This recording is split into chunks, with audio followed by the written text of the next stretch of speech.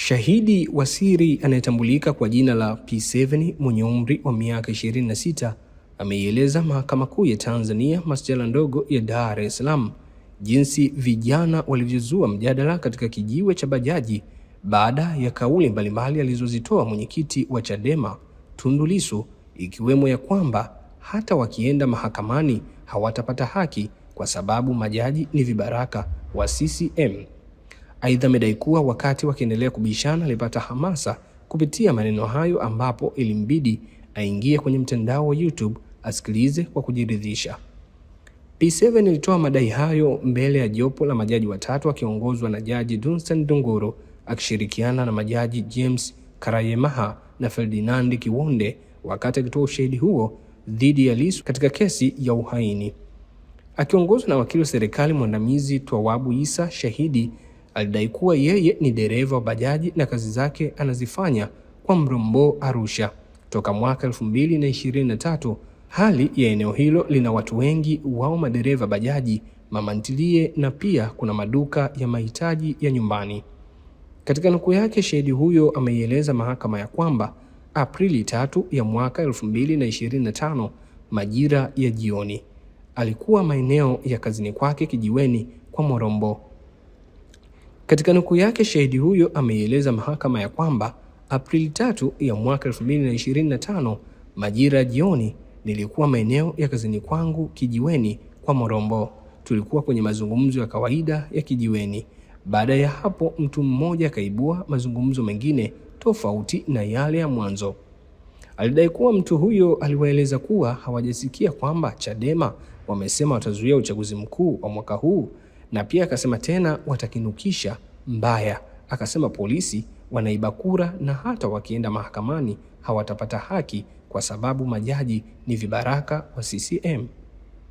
Katika nukuu yake, shahidi huyo akadai ya kwamba akaendelea kusema kwamba mwaka 2024 tume ya uchaguzi ilitoa maelekezo ya kukataa wajumbe wa Chadema. Wakati tukiendelea kubishana, nilipata hamasa kupitia maneno hayo, ikabidi niingie kwenye mtandao wa YouTube kwa kutumia simu janja, nikafungua mtandao wa Jambo, nikasikia maneno hayo hayo. P7 alidai kuwa baada ya dakika chache walienda watu wakawaeleza kuwa wapo chini ya ulinzi, wakajitambulisha wao ni maaskari, wakawaweka chini ya ulinzi. Baadhi ya watu wakakimbia, yeye akakamatwa na P4. Katika nukuu yake, shahidi huyo akaieleza mahakama ya kwamba tukapelekwa kituo cha polisi Murieti. Tulikaa kama dakika 45, tukapelekwa kituo cha polisi cha Mjini Kati, tukaingizwa kwenye ofisi ya RCO, nikaambiwa nashtakiwa kwa kutaka kufanya fujo. Niliandikwa maelezo na kuingizwa mahabusu. Alidai kuwa asubuhi yake alifuatwa na ndugu zake, akadhaminiwa, akapewa ratiba ya kwenda kituo cha polisi, akawa na ripoti kwa mujibu walivyompangia, ambapo alidai kuwa Aprili 17 ya mwaka 2025 baada ya kwenda kuripoti kama kawaida akaambiwa aandike maelezo upya. Tarehe 17 niliandika maelezo kama haya niliyoyatoa mahakamani, alidai shahidi huyo katika nukuu yake. Baada ya kuhojiwa na upande wa jamhuri, shahidi huyo akahojiwa maswali ya dodoso na Tundu Lissu anayejitetea mwenyewe mahakamani hapo.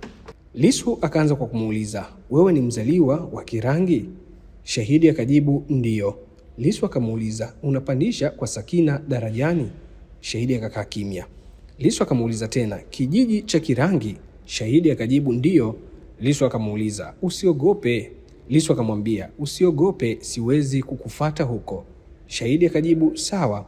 Lissu akamwambia, halafu ujue mimi sina shida na wewe, mimi sipigi watu. Shahidi akasema, hata mimi sikuogopi. Lissu akamwambia tena, walikuandika maelezo ya kutaka kufanya fujo? Shahidi akajibu, mimi sijui hayo, ni maswala ya polisi, ungewauliza wao. Lissu akamwambia tena, kwa hiyo ndio walikuandika maelezo halafu wakabaki nayo wao?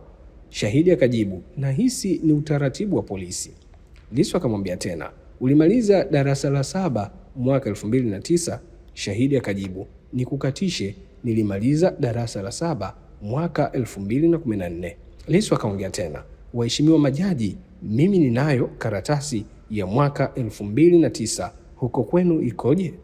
Jaji Ndunguru akajibu ya kwamba mwaka 2014 Lissu akaendelea tena kumhoji maswali ya dodoso shahidi huyo.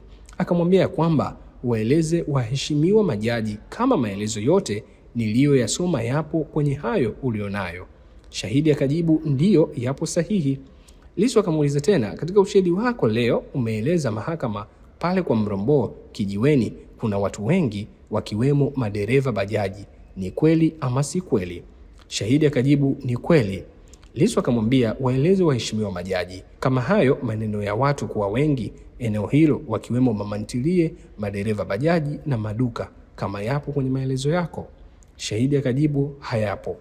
Lissu akaendelea tena akamwambia waeleze waheshimiwa majaji kama maneno ya mtu mmoja alianzisha mada kwamba Chadema watazuia uchaguzi wa mwaka huu yapo kwenye maelezo yako. Shahidi akajibu hapana. Lissu akamwambia tena na vile vile umesema huyo mtu tena wamesema watakinukisha mbaya, hayo maneno yapo? Shahidi akajibu yapo. Lissu akaendelea tena akamwambia ulisema mtu mmoja huyo alianzisha mada akasema polisi wanaiba kura, hata ukienda mahakamani hautapata haki kwa sababu majaji ni vibaraka wa CCM. Ni kweli ama si kweli? Shahidi akajibu ni kweli. Lissu akamwambia tena kwenye hayo maelezo yako yapo kwamba majaji hawatendi haki kwa sababu ni vibaraka wa CCM? Shahidi akakaa kimya. Lissu akambadanisha tena shahidi huyo kwa kumuuliza mbona kimya shahidi? Shahidi akamwambia rudia swali. Lissu akamwambia tena kwenye ushahidi wako umesema ni kama kwenye maelezo yako yapo kwenye maelezo ya polisi, haya maneno yapo? Shahidi akajibu napitia, nilisema majaji hawatendi haki. Lissu akamwambia hayo maneno ya polisi wanaiba kura yapo ama hayapo? Shahidi akajibu hayapo. Lissu akamwambia tena waeleze waheshimiwa majaji kama vijana kuzungumza kuhusu kauli ya Lissu ni kosa la jinai. Shahidi akasema mimi sijui kwa sababu si mwanasheria. Lissu akamwambia ni kosa la jinai kumuunga mkono Lissu na chama chake. Shahidi akajibu nishakujibu, mimi sio mwanasheria. Lissu akamuuliza tena mlikuwa mnazungumza kuhusu kuniunga mkono kuzuia uchaguzi. Kuzuia uchaguzi ni kosa la jinai? Shahidi akajibu kosa ndiyo, maana tukakamatwa. Lissu akamwambia ulipelekwa mahakamani kwa kosa la kutaka kufanya fujo uliokamatwa nalo. Shahidi akajibu sikupelekwa mahakamani. Lissu akamwambia wakati unakwenda kuripoti polisi walikuwa wakikwambia nini? Shahidi akajibu fagia hapa, unasaini unaondoka. Lissu akamwambia ulikuwa unaambiwa tu fagia hapa, unasaini unaondoka, hapa umeletwa kwa ajili ya makosa yangu mimi. Shahidi akajibu kosa lako wewe ndiyo umesababisha mimi kuwepo hapa. Lissu akamwambia haya maelezo yako yanatokana na wewe kuhojiwa na polisi, ni kweli ama si kweli? Shahidi akajibu ni kweli. Lissu akamwambia waeleze waheshimiwa majaji umekujaje mahakamani? Shahidi akamwambia kwa miguu. Lissu akashtuka na kumuuliza swali kutoka Kirangi hadi Dar es Salaam? Shahidi akajibu nilipanda basi. Lissu akamuuliza nani alikupa nauli? Shahidi huyo akajibu mwanamke wangu. Lissu akamuuliza tena gharama za kukuweka hapa mjini nani anakulipia? Shahidi akajibu nilishakwambia mwanamke wangu. Lissu akamuuliza tena kuna kiongozi yeyote wa Chadema mwanachama ama mfuasi aliyekutishia maisha? Shahidi akajibu hakuna kwa sababu hawanifahamu. Lissu akamwambia kuna kiongozi yeyote wa Chadema mwanachama ama mfuasi aliyetishia ndugu zako maisha?